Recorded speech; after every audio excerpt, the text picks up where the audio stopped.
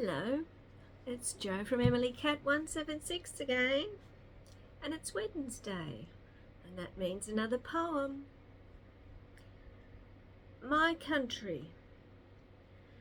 The love of field and coppice, of green and shaded lanes, of ordered woods and gardens is running in your veins. Strong love of grey-blue distance, brown streams and soft, dimmed skies. I know but cannot share it, my love is otherwise.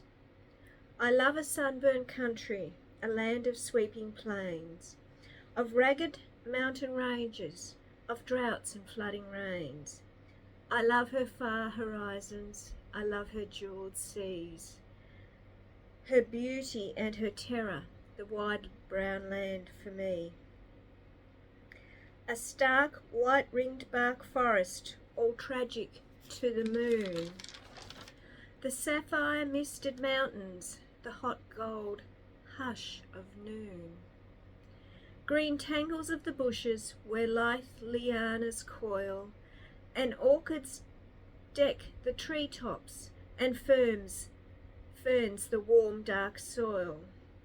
Core of my heart, my country, her pitiless blue sky, when sick at heart around us we see the cattle die.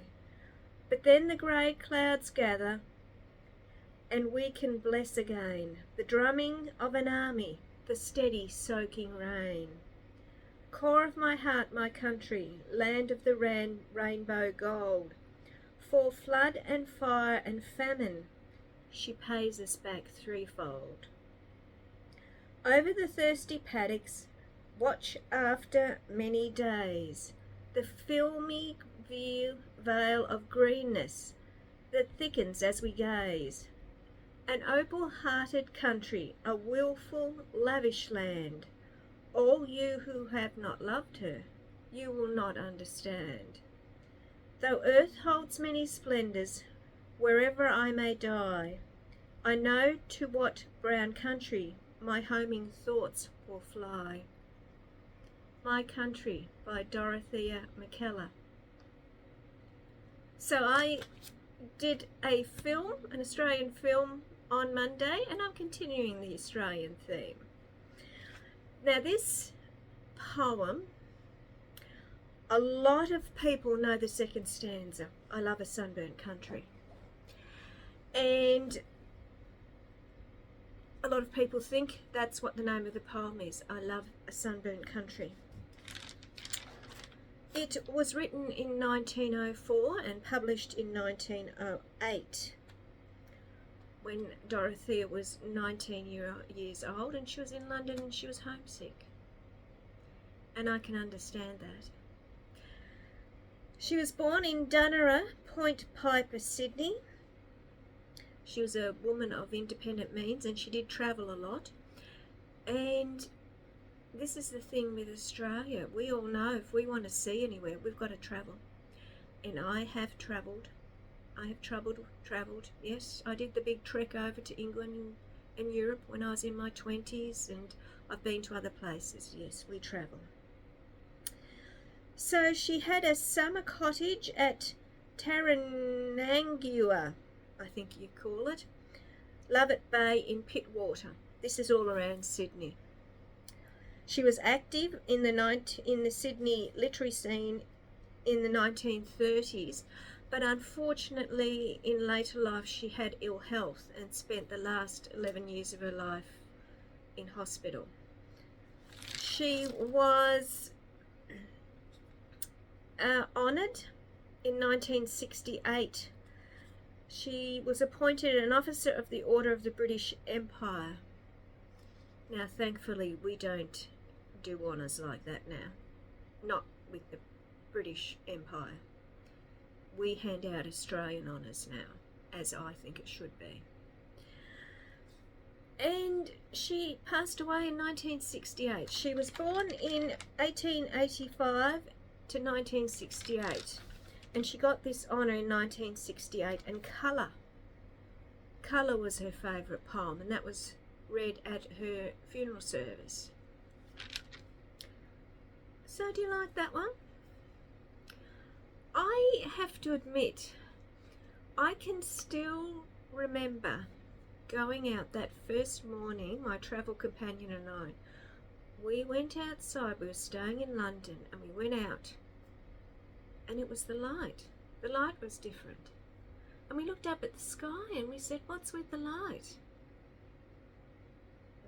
You know, we could see the difference in the light. I think it describes the country quite well.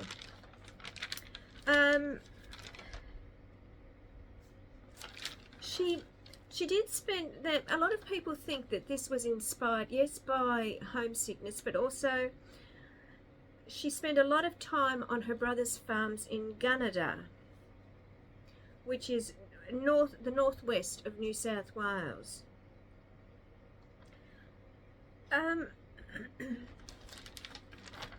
And also, you see, she was a third generation Australian. I am a third generation Australian. We're the same that way.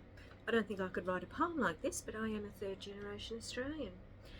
But when she's talking about the bush, the grey-blue distance, I grew up in country Victoria, and the town I grew up in, the street I grew up in, at the end of it, you walked into the bush. The bush was all around it. And I have to admit, I love the Australian bush. I love it. To me, there's a little bit of mongrel about it, but I love all that. And there was a particular spot where I grew up. I would sit and I would watch, and you could see far into the distance. And there was that grey, bluey, green feel to it. And I could see the sun come over the landscape, and I could see clouds. And it was beautiful. Absolutely beautiful. And I have lived through droughts. Even here in Melbourne, we've had droughts. And the sound of rain on a tin roof. Oh, you got no idea. Until you've actually gone through a drought and you hear it, it's wonderful. It is wonderful. So, I hope you enjoyed that. As I said, this is a very well-known, the second stanza in particular is a very, very well-known poem. But even when I looked up and I saw all the different stanzas, I liked it. It is a rhyming poem for the most part. But yes, a stark white ring-barked forest. Our forests are the gum trees, and there's all different types of gum trees. And some of them are white, the white ghost gums. But we don't call it a forest, as I said, we call it the bush. There's the bush, and then there's the outback. And when it is of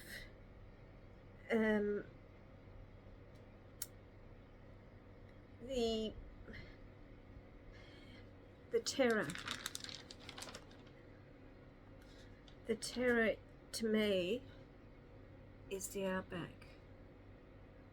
I have never been there, and I don't think I'm the only Australian who has a certain, is it fear? There's something about it. You've got to really know what you're doing in the outback. You don't go hiking alone in the outback. You don't. But yeah, I do like it. I like it. As I said, it describes,